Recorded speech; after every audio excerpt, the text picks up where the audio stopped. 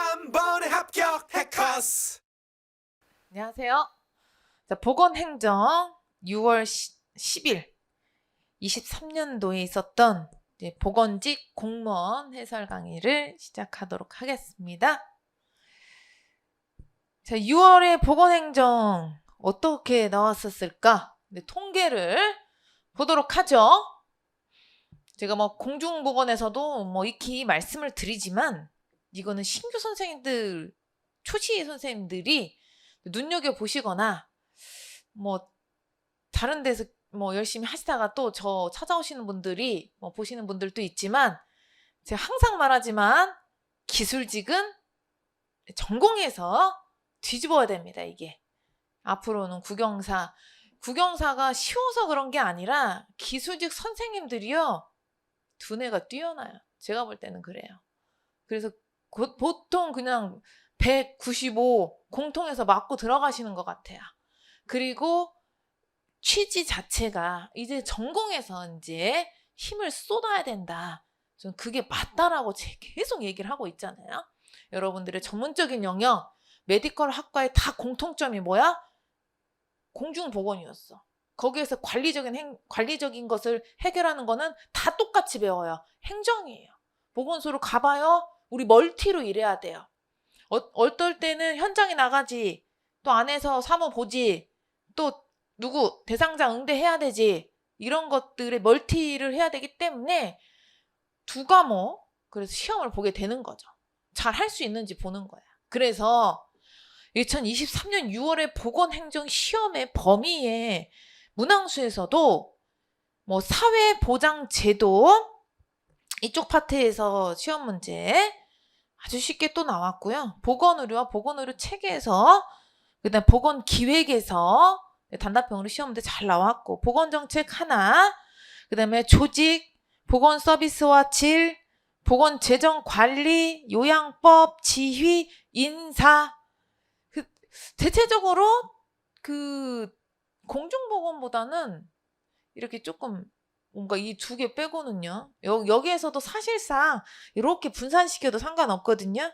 제가 이제 더 구분을 하기 위해서 여기가 더 맞다라고 해서 이렇게 배정을 했지만, 평이하게 어떠한 파트에 몰빵하면은 좀 안 되거든요.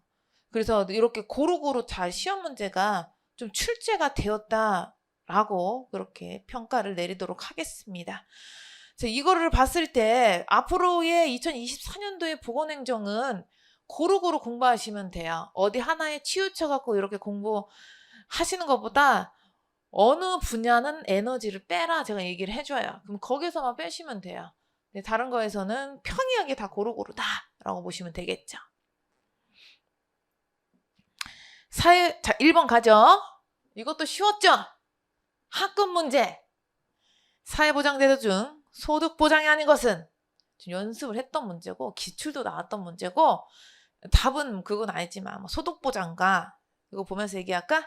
소득보장과 의료보장이 짬뽕 두 개 다 될 수 있는 거, 그러면서 산재보험 나오는 것처럼 이렇게 보장의 유형이 하나로 이렇게 물어볼 수도 있어.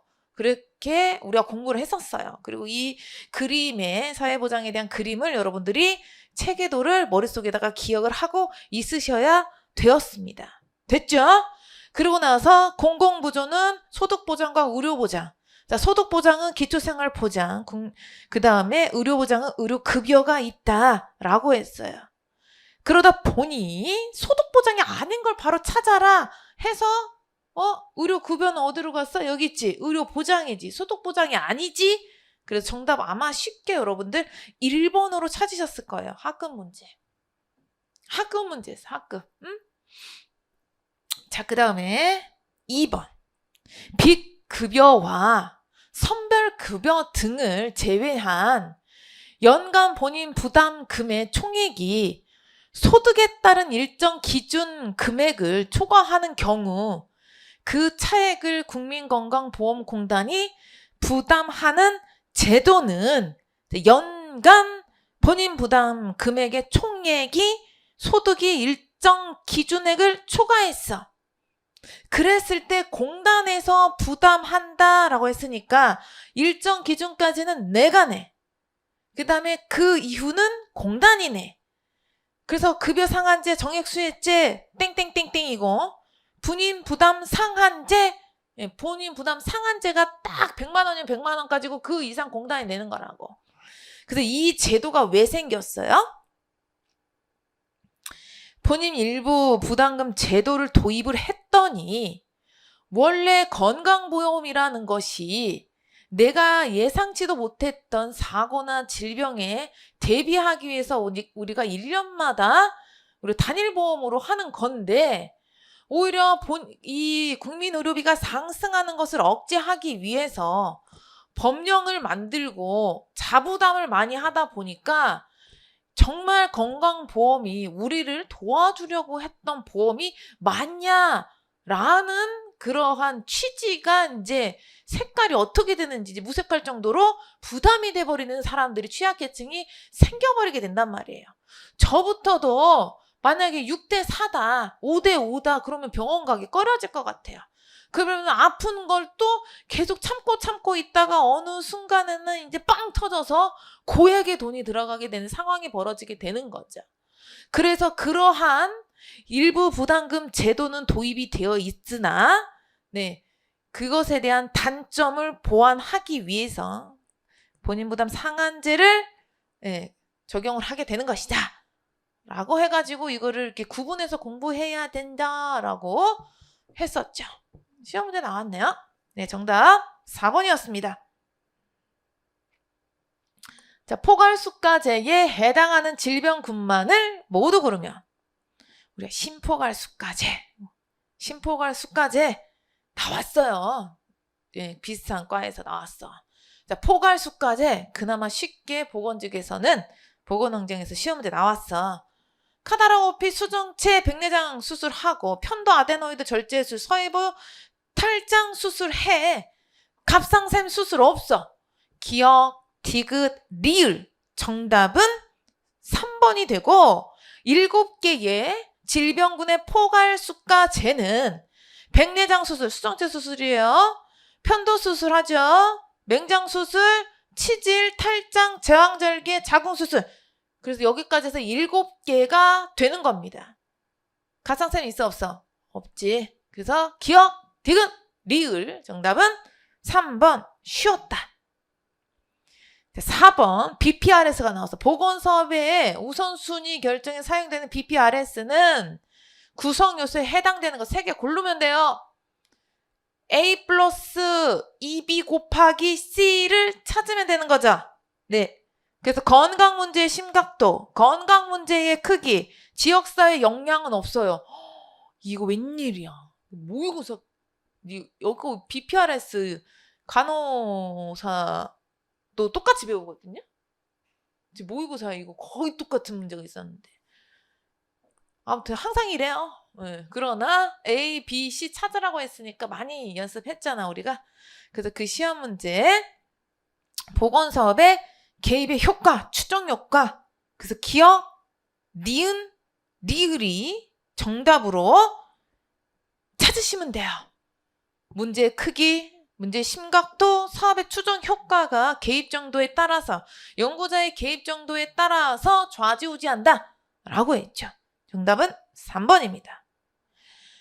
제가 보건행정에서 어렵겠다, 골라내기 어렵겠다, 찍어내기 어렵겠다. 저도 한눈에 딱 안 들어왔거든요. 왜 답이 안 되지? 이러고 계속 쳐다봤어요. 아, 보건의료연구원이지? 이렇게 된 거야. 네, 여기가 의료연구원. 여기 이거. 그 보건복지부 산하 공공기관이 아닌 것은 여기에서 이제 조금 성패가 갈라지지 않았을까라는 생각이 좀 들어요. 네, 줌 수업할 때 그런 얘기 했었죠. 여기 보건복지부 사이트 들어가서 이거 보여주면서 얘기했지. 여기서 뭐가 나올 것 같은데 의료분쟁 조정위원회 꼭 잘해봐라. 근데 거기에 이제 장애인, 노인 인력, 사회보장 정보원 있는데 보건 사회는 없어요. 네, 정답은 4번입니다. 그렇다고 해서 내가 강력하게 어필해서 시험 문제 나온 건 아니에요. 오랜만에 시험 문제가 등장을 하게 된 거죠. 과거에 있을 때보다 지금이 더 많이 확장이 되었고 더 많은 기관이 생겼다라고 그때 같이 공부하면서 얘기를 했었습니다. 한국보건의료연구원은 맞습니다. 6번. 로이의 정책 유형 중에 다음 사례에 해당하는 것은 질병관리본부가 질병관리청으로 승격됐어요. 예산, 인사, 조직 독자적으로 운영할 수 있는 실질적인 권한을 가지게 되었어요.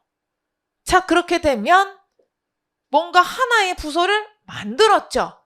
그래서 이때 질병관리청에서도 보건연구사 많이 채용했었습니다. 그래서 재분배냐? 아니잖아. 규제 안 나왔대, 배분 안 나왔지. 구성정책이 정답이죠? 네. 구성정책은 정부기관의 신설이나 변경, 질병관리본부에서 청으로 승격됐으니 변경된 거죠. 그 다음에 선거구 조정, 그렇게 하면서 시험 문제 나온다라고 했는데 질병관리청으로 좋은 예시로 시험 문제가 출제가 되었습니다. 자, 7번입니다. 보건행정 조직이죠. 조직의 구조, 시험 때 많이 나왔었어. 보건소의 각 부서에서 인원을 착출하여 건강 증진 도시팀을 일정 기간 운영하였다. 팀을 일정 기간이야. 일시적, 한시적 하고 다시 가봐. 그러니 프로젝트 조직이다. 정답은 2번이 되죠.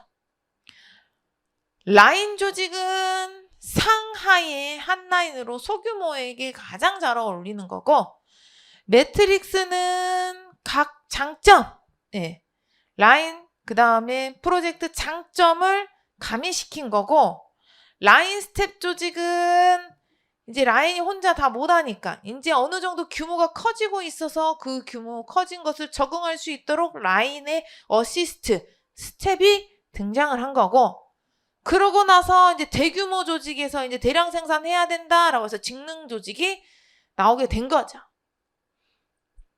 일단 이 정답은 2번이었고 학급 문제예요. 자, 8번입니다. 의료기관 인증제도는 100% 나오니까 공부하자라고 했어요. 1번 이제는 펜을 들어야겠군. 의무적이다. 인증기관 신청, 의료기관의 인증 신청은 의무적이다. 의무적인 거는 하나밖에 없어. 요양병원만 의무적이다라고 보시면 되겠죠. 자, 그 다음에 의료기관 인증위원회 위원장은 보건복지부 차관이 하시면 되고요. 인증의 유효기간은 4년. 네, 4년이죠. 조건부 인증 유효기간은 1년이다. 그래서 틀렸죠. 의료기관 인증평가 결과에 대한 이의신청은 평가 결과 통보받은 날로부터 30일. 되게 공부 많이 했죠, 우리가. 이거 나온다 그래서 썼어요. 그래서 2번은 장관이 하는지 차관이 하는지 알 길이 몰랐어. 그랬어도 의무가 아니라는 거 알고 4년이라는 거 알고 30일이라는 걸 알았기 때문에 답은 몰라도 2번밖에 덩그러니 남아져 있는 게 없어서 2번으로 찾으셨어야 돼요. 정답은 2번이죠. 잘 찾았죠? 자, 그 다음 또 이제 9번 갑시다. 9번에 예산 나왔어요. 새 회계연도가 개시되었음에도 불구하고 국회에서 예산안이 의결되지 못한 경우 굉장히 많잖아. TV에서 12월만 되면은 시끌시끌해요.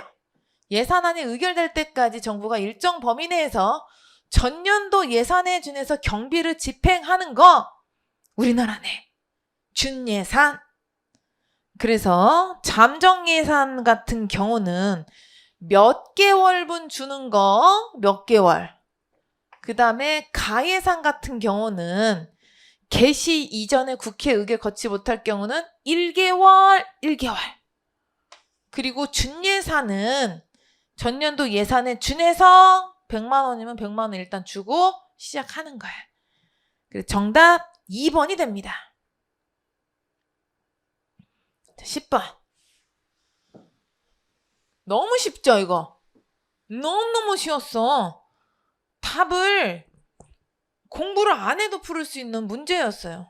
공부를 했냐 안 했냐의 차이를 구별하려면 선지에 보건복지부 장관이 나오면은 고민을 하는데 고민할 여지도 없이 노인 장기요양보험상 노인 장기요양보험법 보험 사업의 보험자는 공단이죠. 법령할 때도 굉장히 강조했어. 사업은 보건복지부 장관이 관장하는데 보험자는 공단이다라고 했어요. 공단. 그래서 이것도 기출에 나왔던 내용이에요. 기출의 정답으로도 나왔고 동영에서도 나왔기 때문에 학급 문제 학급. 11번. 이거는 기출에서 100% 기억 다 하고 있는 시험 문제죠. 보건복지부 소관 기금이 아닌 것은 그래서 이 기금에 대한 형태가 제가 노인복지기금인데 이 국민연금의 기금의 활용과 국민건강증진의 기금의 활용, 응급의료의 기금의 활용에 대해서 알려줬어요. 결국에는 이게 돈이잖아. 돈이 쌓여져 있게 되면 그 돈으로 미래에 발생할 수 있는 사업, 미래에 우리들한테 준 연금, 미래에 발생하는 응급에 대한 비용 처리 이런 것들로 사용을 할 수가 있게 되는 거야. 그래서 시험 문제 굉장히 많이 나왔고 2번은 없죠. 정답은 2번이 틀렸습니다. 15번도 중학생 문제죠. 의료 전달 체계의 목적이 아닌 것은 건강보험 재정의 안정 도모, 자원을 효율적으로 이용하기 위해서 지역 및 의료기관 간의 균형적인 발전을 도모하기 위해서 고급화된 의료 서비스 제공을 촉진하기 위해서 아닙니다. 정답은 3번이죠. 자, 13번. 이것도 옳지 않는 거야. 농어촌 보건의료를 위한 특별조치 법상 보건치료 전담공무원에 대한 내용이 나올 것 같아. 그래서 나왔어요. 옳지 않은 거 찾으면 돼요. 그런데 한 방에 글씨 굉장히 많은데 한 방에 알 수 있었던 거에 몇 번이에요? 3번이죠. 자, 보수교육기간은 매년 21시간 이상으로 한다. 이걸 몰라도 특별자치시장, 시도지사, 시군구청장 근무지역을 지정해서 임용한다. 이건 알았을 거야. 그 다음에 근무지역으로 지정받은 의료 취약지역에서 질병보상 악화 방지를 위한 처치 등의 경미한 의료 행위를 할 수 있는 게 보건진료 전담공무원이 해야 되는 거고 3번 간호사 조산사 면허를 가진 사람으로 보건복지부 장관이 실시하는 16주 이상이 아니라 내가 24주라고 했잖아요. 근데 지금 26주 하고 있다라고 했죠. 그래서 이게 머릿속에 기억이 되어 있고 너무나 감사하게도 옳지 않은 걸로 했으니까 다른 거 읽어볼 것도 없이 24주 엄청 많이 우리가 공부를 했고 시험 문제 풀었잖아요. 그래서 정답은 우리가 저렇게 찾으시면 돼요. 3번으로 찾으면 돼요. 14번. 14번도 풀었어요. 어때요? 시험 문제 제가 이런 거 비슷하게 냈죠? 네, 시험 문제 거의 모의고사 그 다음에 동영 문제에서 거의 비슷하게 냈고 황금 다이아몬드 이제 나와야 되지 않겠냐? 나올 것 같아. 자, 형평성보다 효율성을 추구하는 방법입니다. 옳지 않은 것을 찾으라고 그랬어요. 그리고 그 말이 나올 거야. 황금 다이아몬드가 단답형으로 나온다던가 황금 다이아몬드가 이런 식 비슷한 문제를 하나 냈었거든요. 미국 이야기 나올 수도 있어. 미국 메릴랜드주에서 사용하는 방식이고 특정 점수 3점 척도고 자치단체별 건강지표 확보가 가능하고 과거의 추세를 확인할 수 있을 때 적합하다. 트렌드를 확인할 수가 있고 지자체에서 주가 너무 크니까 약간의 우리나라의 통합건강증진 사업처럼 우선순위 황금 다이아몬드 방법으로 하게 되는 거다라고 해서 황금 다이아몬드 내용이죠. 형평성을 추구하는데 매우 적합한 우선순위다. 근데 우리 시험 문제는 효율성이라고 나왔기 때문에 오답으로 찾을 수밖에 없습니다. 오답. 15번. 자, 15번 문제에서 다 무너졌죠? 근데 무너졌는데 우리가 서번트 나오니까 서번트 준비하자라고 했었어요. 자, 임파워먼트 리더십의 주요 개념에 해당하는 것을 모두 고르면 이라고 나옵니다. 업적에 따른 보상. 이 업적에 따른 보상은 뭐예요? 가시적인 보상. 우리가 거래적 리더십이라고 하잖아. 섬김과 솔선수범을 한데 섬긴데 누구야? 서번트잖아요. 응. 핵심적인 권한의 고유. 어차피 여기 안에 답은 있어. 디귿이 틀렸어. 그러면은 4번 틀렸고 업적에 따른 보상, 거래적 리더십 틀렸어요. 그래서 정답은 니은 하나밖에 없는 거예요. 그래서 니은이 정답이 되는 거죠. 그래서 인파워먼트 리더십 교재의 핵심은 권한의 공유와 혁신이다 라고 했어. 핵심이. 그래서 정답은 2번으로 찾으면 됐었어요. 근데 나와 똑같이 생각했을 거야. 기억, 니은, 디귿이 나와 있으니까 최소한의 정답은 2개 정도는 들어가지 않을까? 라고 해서 고민을 해가지고 일단 오답 한번 찾아볼까? 일단 섬김과 솔선은 서번트인 것 같고 그래 돈은 줄 수 있지 않을까? 근데 기억, 니은이라고 찾은 사람들도 있을 것 같아요. 근데 보상은 항상 가시적인 거 생각하시면 돼요. 자, 16번은 민츠버그의 조직 유형 중에 상급 종합병원에 적합한 것. 저는 그렇게 풀었어요, 이거. 상급 종합병원은 전문기관이에요. 전문적인 의료진들이 있고, 전문적인 사람들이 있고, 전문적인 서비스를 하는 곳이기 때문에 저는 4번으로 답을 찾았어요. 여러분도 그렇게 찾았나요? 암기를 하지 않아도 풀을 수가 있었던 게 상급 종합병원에 적합한 거. 그래, 병원은 전문직이 있는 곳이지. 전문가들이 있는 거지. 전문적인 서비스를 하는 곳이지. 라고 해서 4번으로 찾았고, 전문 관료 조직, 전문가 집단이라는 대규모 조직, 그래서 상급 종합병원이 되고 종합병원이다. 라고 해서 우리랑 조금 맞는 거. 이거 할 때도 그랬어요. 우리랑 조금 맞는 것이 나오지 않겠냐? 그러면 우리의 메디컬의 핵심은 전문적이지 않냐? 그랬었습니다. 자, 17번은 도나베디언의 의료 서비스의 질 평가 중에 구조적 접근은 해마다 나와서 100%고 이거는 뭐 그냥 학급 중에서도 하하하하하 이렇게 이 정도로 학급이죠. 그래서 이 구조적인 접근은 면허제도, 네? 고객 만족, 이거 결과, 임상 진료 지침, 의료 이용 조사 다 정답이 되었던 거예요. 3, 4번은 결과, 과정이 되는 거죠. 근데 이번에는 구조적인 접근 물어봐서 면허제도가 정답이 됩니다.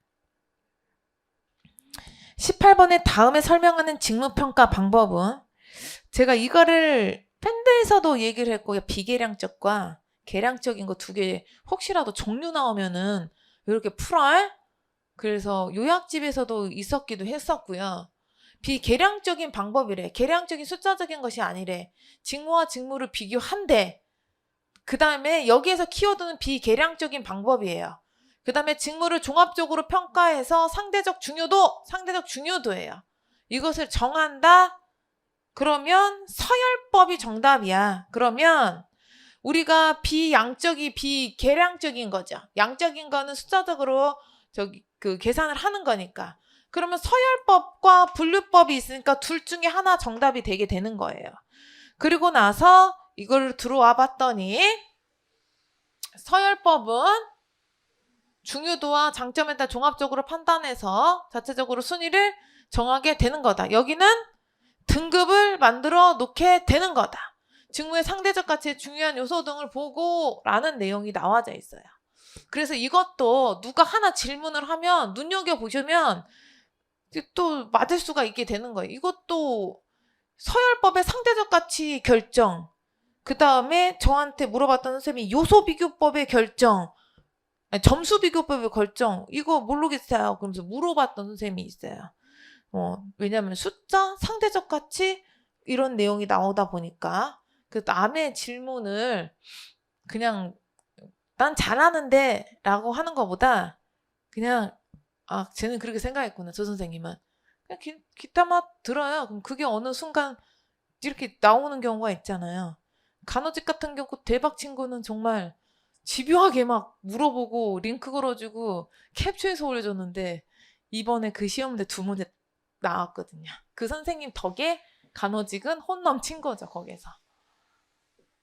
자, 그 다음 19번 서치만의 보건사업 평가 항목 중 다음 사례에 해당하는 것은 흡연율을 감소했어요. 그럼 결과 리절트 값 나온 거네. 그 다음에 결핵 사업을 통해서 발견 건수, 결핵 환자 발견 건수가 증가했어요. 결과 나왔네. 성과예요. 결핵 관리 사업을 한 거는 결핵 환자 빨리 조기 발견, 조기 치료해야 되는데 이렇게 됐대. 두 개의 공통점으로 성과가 발생을 하게 된 겁니다. 그래서 서치만의 5가지 교재에도 저 예시가 그대로 나왔죠. 예.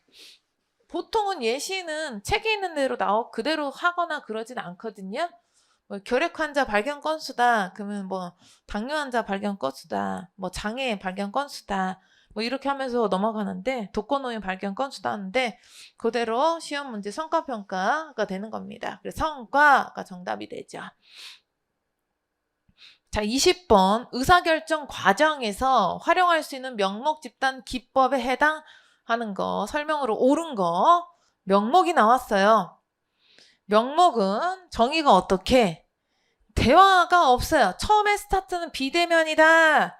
그리고 나중에 대면으로 끝난다. 그걸 찾으면 된다라고 했죠.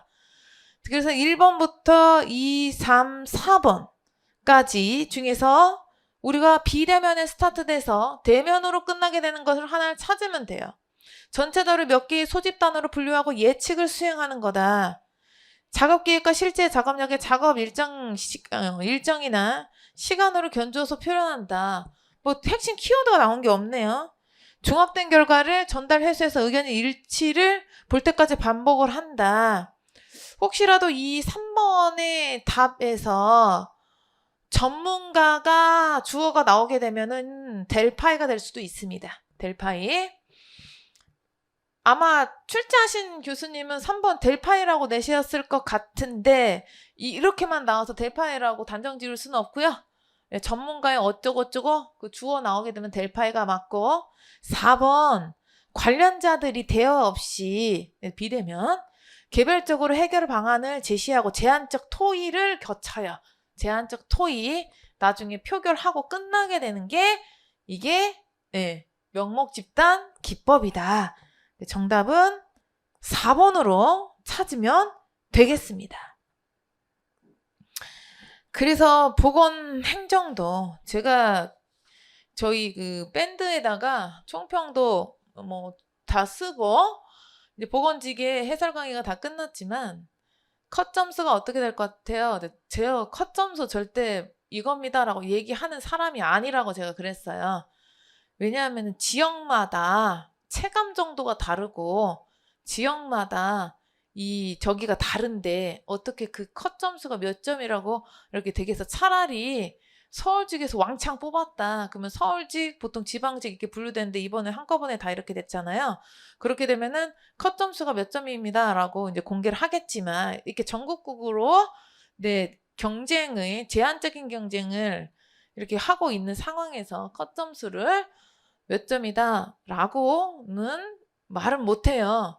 그냥 총평의 난도는 좀 올라갔다. 그러나 같이 끝까지 공부했으면 변이계수는 못 맞았을 거고 보건사회연구원도 거기서 헷갈렸을 거고 그랬는데 이제 변이계수는 3개 정답이 아니어서 그냥 넘어갔고 변이계수밖에 없는 것 같다라고 찍어서 맞았을 거고 하나는 죽어도 틀렸겠죠. 그래서 95, 100을 공부에서는 예측을 했고 진짜 열심히 공부를 했던 기준을 말하는 거예요. 그리고 저도 제가 풀어보잖아요. 해설지 안 보고. 그랬을 때 체감을 했었을 때 여기서 이렇게 했구나 라는 걸 느끼거든요. 보건 행정에서는 막 이렇게 봤었을 때 사실상 어려운 게 하나도 이제 저기 없었어요. 저거밖에. 그 보건사회연구. 그래서 결국에는 하나하나가 새롭지 않았나 라는 생각이 좀 듭니다. 오랜만에 기출이 되었다라고 보시면 돼요. 다 기출위에서 언저리에서 나왔겠지만 오랜만에 출제가 되었다. 자, 그래서 20문제 해설 강의를 마치려고 합니다. 다시 한번 또 보건직 선생님들, 전국에 계시는 보건직 선생님들 파이팅 하시라고 정말 수고 많으셨고요. 2023년도는 끝났어요. 이제 빠이빠이 하시고 2024년 준비하실 분들은 이 정도 선에서 공부하려고 하는 그 느끼는 감, 그 필을 충만히 갖고 7월에 해커스 공무원으로 입장을 하시면 되겠습니다. 저는 2024년도 여러분들과 함께 하겠습니다. 수고하셨습니다.